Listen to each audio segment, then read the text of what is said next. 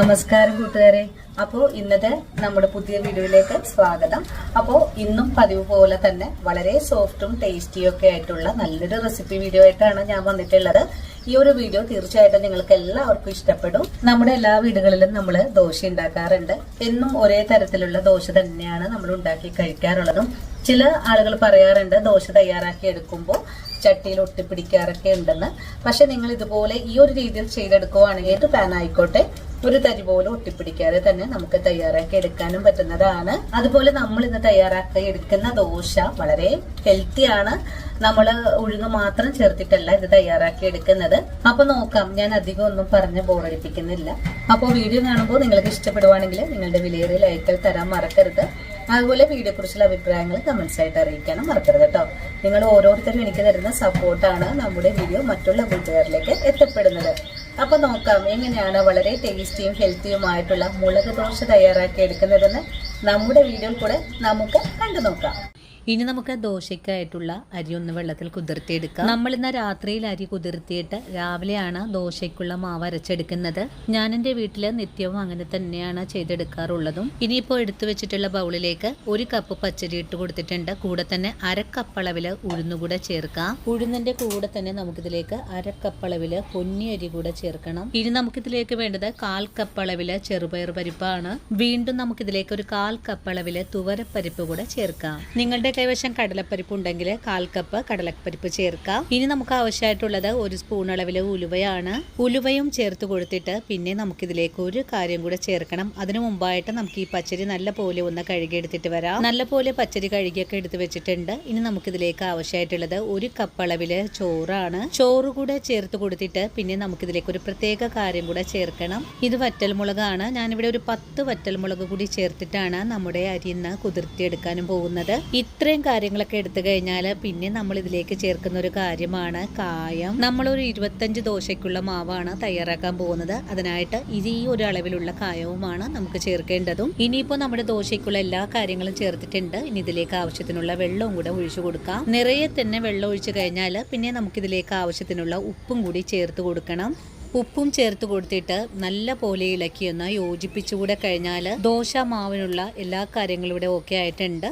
ഇനി നമുക്കിതൊന്ന് കുതിർത്തിയെടുക്കാനായിട്ടൊന്ന് മൂടി വെച്ച് കൊടുക്കാം. അങ്ങനെ ഞാനിവിടെ മൂടി വെച്ച് കൊടുത്തിട്ടുണ്ട്. ഇനി നമ്മൾ രാവിലെയാണ് അരി ഒന്ന് അരച്ചെടുക്കാനും പോകുന്നത്. ഈ ഒരു പാചക രീതി നിങ്ങൾക്ക് രാവിലെയും ചെയ്തെടുക്കാവുന്നതാണ്. അങ്ങനെ രാവിലെ ആയപ്പോൾ ഞാൻ ഈ മൂടി ഒന്ന് തുറന്നു നോക്കുവാണ്. നമ്മുടെ അരി നല്ല പോലെ തന്നെ കുതിർന്ന് ഈ ഒരു രീതിയിലാണ് ആയി വന്നിട്ടുള്ളത്. ഇനി ഒന്നുകൂടി ഇളക്കി യോജിപ്പിച്ചതിന് ശേഷം നമുക്കൊരു മിക്സിയുടെ ജാറിലേക്ക് മാറ്റിയിട്ട് ഒന്ന് അരച്ചുകൂടി എടുക്കാം. നിങ്ങൾ ഈ ഒരു സ്റ്റെപ്പ് രാവിലെയാണ് ചെയ്തെടുക്കുന്നതെങ്കിൽ മാവ് അരച്ചു വെച്ചതിന് ശേഷം നിങ്ങളൊന്ന് ഫ്രിഡ്ജിൽ വെച്ചാൽ മതിയാകും. നമുക്ക് ഈ ദോശയ്ക്ക് അധികം പുളിപ്പിൻ്റെ ഒന്നും ആവശ്യമില്ല. അങ്ങനെ നമ്മുടെ അരി അരച്ചെടുക്കാനായിട്ട് ഒരു മിക്സിയുടെ ജാറിലേക്ക് മാറ്റുവാണ്. നമ്മൾ ഈ കുതിർത്തിയ വെള്ളം തന്നെയാണ് ഒഴിച്ചു കൊടുക്കുന്നതും. നമ്മൾ ഈ ദോശ ചുട്ടെടുക്കുമ്പോൾ അധികം വെള്ളം കൂട്ടാതെ കട്ടിയായിട്ടാണ് ഉണ്ടാക്കിയെടുക്കുന്നതും. അങ്ങനെ മിക്സിയുടെ ജാറിലേക്ക് മാറ്റിയ അരി ഈ ഒരു പാകത്തിലാണ് ഞാനിവിടെ അരച്ചെടുത്തിട്ടുള്ളതും. അരച്ചെടുത്ത മാവ് ഒരു ബൗളിലേക്ക് തന്നെ ഒഴിച്ചു കൊടുക്കുവാണ്. അങ്ങനെ 2 തവണ കൊണ്ട് നമ്മുടെ അരി മുഴുവനും ഞാനിവിടെ അരച്ചെടുത്തിട്ടുണ്ട്. രണ്ടാമത് അരി അരച്ചെടുക്കുന്ന സമയത്ത് നമുക്കിതിലേക്ക് ഇതുപോലെ ഒരു ചെറിയ സവാള കൂടി ചേർത്തിട്ട് വേണം ഒന്ന് അരച്ചെടുക്കാനായിട്ടും. ഈ ഒരു ടിപ്പ് നിങ്ങൾ ഇതുവരെയും ചെയ്ത് നോക്കിയിട്ടില്ലെങ്കിൽ തീർച്ചയായിട്ടും നിങ്ങൾ ദോശയൊക്കെ തയ്യാറാക്കുമ്പോൾ ഒന്ന് ചേർത്ത് നോക്കണം. കാരണം കല്ലിൽ ഒട്ടിപ്പിടിക്കാതെ തന്നെ നമുക്ക് ദോശ ചുട്ടെടുക്കാവുന്നതാണ്. അയൺ പാനിലൊക്കെ ദോശമാവ് ഒഴിച്ചു കൊടുക്കുമ്പോൾ ഒട്ടിപ്പിടിക്കുന്നു എന്ന് പറയുന്ന കൂട്ടുകാർക്ക് ഈ ഒരു ടിപ്പ് വളരെ തന്നെ ഉപകാരപ്രദമായിരിക്കും. ഇനിയിപ്പോൾ അരച്ചെടുത്ത മാവ് നല്ല പോലെ ഒന്ന് മിക്സ് ചെയ്തെടുക്കാം. നമ്മൾ അരച്ചെടുത്ത മാവിന് ഇത്രയും തന്നെ കട്ടിയുണ്ട്. ഈ ഒരു സമയത്ത് മാവിന് ഉപ്പ് പോരായ്മ ഉണ്ടെങ്കിൽ കുറച്ചുകൂടെ ഉപ്പൊക്കെ ചേർത്ത് കൊടുക്കാവുന്നതാണ്. ഇനി ഒരു 1/2 മണിക്കൂർ നേരത്തേക്ക് നമുക്ക് ഈ മാവൊന്ന് മാറ്റി വയ്ക്കാം. സമയം കൊണ്ട് നിങ്ങൾക്ക് ചമ്മന്തിയൊക്കെ തയ്യാറാക്കാനുണ്ടെങ്കിൽ അതൊക്കെ ഒന്ന് തയ്യാറാക്കി വെച്ചതിന് ശേഷം നമുക്ക് ദോശ തയ്യാറാക്കിയാൽ മതിയാകും. വീണ്ടും നമുക്ക് ഈ മാവൊന്ന് മൂടിയും കൂടെ വെച്ച് കൊടുക്കാം. മാവ് മൂടി വെച്ചിട്ട് 1/2 മണിക്കൂറൊക്കെ കഴിഞ്ഞിട്ടുണ്ട്. ഇനി നമുക്ക് ഈ മാവിന്റെ മൂടി ഒന്ന് തുറന്നു നോക്കാം. ഇപ്പോൾ നിങ്ങൾക്ക് ഈ വീഡിയോയിൽ കൂടെ കാണാലോ എത്ര പെർഫെക്റ്റ് ആയിട്ടാണ് നമ്മുടെ മാവ് പൊങ്ങി കിട്ടിയിട്ടുള്ളത്. ഇനിയിപ്പോൾ ജോലിക്കൊക്കെ പോകുന്ന അമ്മമാര് ദോശയ്ക്കും ഇഡ്ഡലിക്കും ഒക്കെ ഉള്ള അരി ഇടാൻ മറന്നു പോയാലും ഈ ഒരു രീതിയിൽ തന്നെ നിങ്ങൾ തയ്യാറാക്കി എടുത്താൽ മതിയാകും. നല്ല പെർഫെക്റ്റ് ദോശയും ഇഡ്ഡലിയും നമുക്ക് തയ്യാറാക്കി എടുക്കാൻ സാധിക്കും. ഇനിയിപ്പോൾ പ്രത്യേകിച്ച് ഒന്നും തന്നെ പണിയില്ല. നമുക്ക് ദോശ ചുട്ടു തുടങ്ങാം. ഇതിനായിട്ട് ഒരു അയൺ പാൻ അടുപ്പിലേക്ക് വെച്ചിട്ടുണ്ട്. പാൻ ചൂടായി വരുമ്പോഴേക്കും ഫ്ലെയിം കുറച്ച് വെച്ചതിന് ശേഷം കുറച്ച് നല്ലെണ്ണയിൽ കുറച്ച് കോട്ടൺ തുണി മുക്കിയതിന് ശേഷം ചട്ടിയിലൊന്ന് എണ്ണ തുടച്ചെടുക്കാം. ഇനി നമുക്ക് മാവാണ് കോരി ഒഴിച്ചു കൊടുക്കേണ്ടത്. നമുക്ക് ഈ മാവ് കൊണ്ട് ക്രിസ്പി ദോശയോ കുട്ടി ദോശയോ തട്ട് ദോശയോ അങ്ങനെ എന്തു വേണ്ട എല്ലാ ദോശയും നമുക്ക് ഉണ്ടാക്കിയെടുക്കാം. ഇനിയിപ്പോൾ നിങ്ങൾക്ക് ദോശ ഇഷ്ടമില്ലെങ്കിൽ ഇഡ്ഡലിയും തയ്യാറാക്കിയെടുക്കാം. എന്ത് തയ്യാറാക്കിയാലും നല്ല പെർഫെക്റ്റ് ആയിട്ട് തന്നെയാണ് കേട്ടോ നമുക്ക് വേവിച്ചെടുക്കാൻ സാധിക്കുന്നത്. ഇനിയിപ്പോൾ ഞാൻ ആദ്യം തട്ട് ദോശയാണ് തയ്യാറാക്കിയിട്ടുള്ളത്. ഇതിലേക്ക് കുറച്ച് നല്ലെണ്ണ മേലെ കൂടെ ഒഴിച്ചു കൊടുക്കുന്നുണ്ട്. നല്ലെണ്ണയ്ക്ക് പകരമായിട്ട് നിങ്ങൾക്ക് നെയ്യ് ഒഴിച്ചു കൊടുക്കാവുന്നതാണ്. ഒരു ഭാഗം നല്ല പോലെ തന്നെ മുരിഞ്ഞ് വന്നിട്ടുണ്ട്. അപ്പോൾ ഞാൻ മറിച്ചിട്ട് കൊടുത്തു. നിങ്ങൾക്ക് ഈ വീഡിയോയിൽ കൂടെ കാണാം, ഒരു തരി പോലും ചട്ടിയിലൊന്നും ഒട്ടിപ്പിടിക്കാതെ നല്ല മുരിഞ്ഞ ദോശയായിട്ട് തന്നെ നമുക്കിവിടെ വേവിച്ചെടുക്കാൻ സാധിച്ചിട്ടുള്ളത്. രണ്ട് ഭാഗവും നല്ല പോലെ മുരിഞ്ഞു വന്നപ്പോൾ ഞാൻ ഈ ദോശ എടുത്ത് മാറ്റുവാണ്.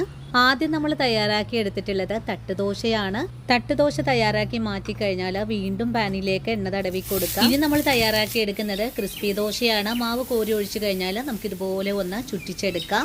ഇതിലും തിന്നായിട്ട് വേണമെങ്കിലും നിങ്ങൾക്ക് പരത്തിയെടുക്കാവുന്നതാണ്. ഒരു തരി പോലും പാനിലൊന്നും ഒട്ടിപ്പിടിക്കില്ല. താഴെ ഭാഗം നല്ലപോലെ മുരിഞ്ഞ് നല്ല കൊഴുസൊക്കെ വന്നു കഴിഞ്ഞാൽ പിന്നെ നമുക്ക് മറിച്ചിട്ട് കൊടുക്കാം. ദോശ നല്ലപോലെ മുരിഞ്ഞ് കിട്ടുന്നതിനായിട്ട് ഇതിന്റെ മേലെയായിട്ട് നല്ലെണ്ണ തൂവി കൊടുക്കാം. നല്ലതുപോലെ വെന്ത് കഴിഞ്ഞാൽ പിന്നെ നമുക്ക് ഇതുപോലെ തന്നെ ഒന്ന് മറിച്ചിട്ട് കൂടെ കൊടുക്കാം. അങ്ങനെ രണ്ട് വശവും നമ്മളിവിടെ മറിച്ചിട്ട് കൊടുത്തിട്ടുണ്ട്. ഇപ്പോഴും നിങ്ങൾക്ക് കാണാലോ നല്ല പെർഫെക്റ്റ് ആയിട്ട് തന്നെ നമ്മുടെ രണ്ടാമത്തെ ദോശയും നമുക്ക് ഇവിടെ വേവിച്ചെടുക്കാൻ സാധിച്ചിട്ടുണ്ട്. നല്ല ക്രിസ്പി ആയിട്ട് തന്നെ വെന്ത് വന്നിട്ടുള്ള ദോശ വീണ്ടും നമുക്ക് മാറ്റിയതിന് ശേഷം ഇനി കുട്ടി ദോശയാണ് നമ്മൾ തയ്യാറാക്കി എടുക്കാൻ പോകുന്നത്. നേരത്തെ ചെയ്ത പോലെ തന്നെ വീണ്ടും എണ്ണ തടവിയിട്ടുണ്ട്. ഇനി ഇതിലേക്ക് കുറച്ച് മാവ് ഒഴിച്ചു കൊടുക്കാം. ഇനി മാവ് തട്ടുദോശ ആയതുകൊണ്ട് അധികം ഒന്നും പരത്തിയെടുത്തിട്ടില്ല. മാവ് കോരി ഒഴിച്ചു കഴിഞ്ഞാൽ ഫുൾ ഫ്ലെയിം വെച്ച് കൊടുക്കാം. വീണ്ടും ഇതിന്റെ മേലെയായിട്ട് എണ്ണ ഒഴിച്ചു കൊടുക്കുക. ദോശ വെന്ത് തുടങ്ങിയാൽ പിന്നെ നമുക്ക് ഫ്ലെയിം കുറച്ച് വെച്ചതിന് ശേഷം മറിച്ചുകൂടെ ഇട്ട് കൊടുക്കാം. അങ്ങനെ വളരെ എളുപ്പത്തിൽ തന്നെ ഒരു തരി പോലും ഒട്ടിപ്പിടിക്കാതെ നമ്മുടെ തട്ട് ദോശയും ഇവിടെ നല്ലപോലെ മുരിഞ്ഞ് വെന്ത് കിട്ടിയിട്ടുണ്ട്. ഈ ഒരു ദോശയും നമുക്ക് മാറ്റി വയ്ക്കാം. അങ്ങനെ എൻ്റെ കൂട്ടുകാരെല്ലാവരും കണ്ടല്ലോ, ഒരു തരി പോലും ചട്ടിയിൽ ഒട്ടിപ്പിടിക്കാതെ നല്ല ഭംഗിയുള്ള കളറിൽ നല്ലൊരു പെർഫെക്റ്റ് ഹെൽത്തി ദോശ നമ്മളിവിടെ വേവിച്ചെടുത്തിട്ടുള്ളത്. അങ്ങനെ ഈ ഒരു രീതിയിൽ തന്നെ നമുക്ക് എല്ലാ ദോശയും നമുക്ക് ചുട്ടെടുക്കാവുന്നതാണ്. നിത്യവും നമ്മുടെ വീടുകളിൽ നമ്മൾ ഉണ്ടാക്കി കഴിക്കുന്ന ദോശമാവിൽ നിന്നും വ്യത്യസ്തമായിട്ട് ഇതുപോലൊരു മാവ് തയ്യാറാക്കി നല്ല ടേസ്റ്റുള്ളൊരു ദോശ നിങ്ങളെല്ലാവരും വീടുകളിൽ തയ്യാറാക്കി നോക്കണേ. തയ്യാറാക്കി നോക്കുമ്പോൾ നിങ്ങൾക്ക് ഈ റെസിപ്പിയുടെ സ്വാദിഷ്ടപ്പെടുവാണെങ്കിൽ തീർച്ചയായിട്ടും നമ്മുടെ ചാനൽ ഫോളോ ചെയ്യുന്ന കാര്യം മറന്നു പോകരുത്. അതുപോലെ വീഡിയോ കാണുമ്പോൾ നിങ്ങളുടെ അഭിപ്രായങ്ങൾ കമൻസ് ആയിട്ട് അറിയിക്കാനും മറക്കരുത്. ഇനിയും ഇതുപോലുള്ള നല്ല നല്ല വീഡിയോസൊക്കെ ആയിട്ട് ഞാൻ നാളെ ഓടിയെത്തുന്നതാണ്. അതുവരെയും വീഡിയോ കണ്ട് സപ്പോർട്ട് ചെയ്ത എല്ലാ കൂട്ടുകാരോടും ഇനിയും കാണാനിരിക്കുന്ന എൻ്റെ പ്രിയ കൂട്ടുകാരോടും ഒത്തിരി നന്ദി സ്നേഹമൊക്കെ അറിയിച്ചുകൊണ്ട് നാളെ രാവിലെ ഓടിയെത്താം. അതുവരെയും സ്നേഹത്തിൻ്റെ ഭാഷയിൽ വീണ്ടും കാണാം.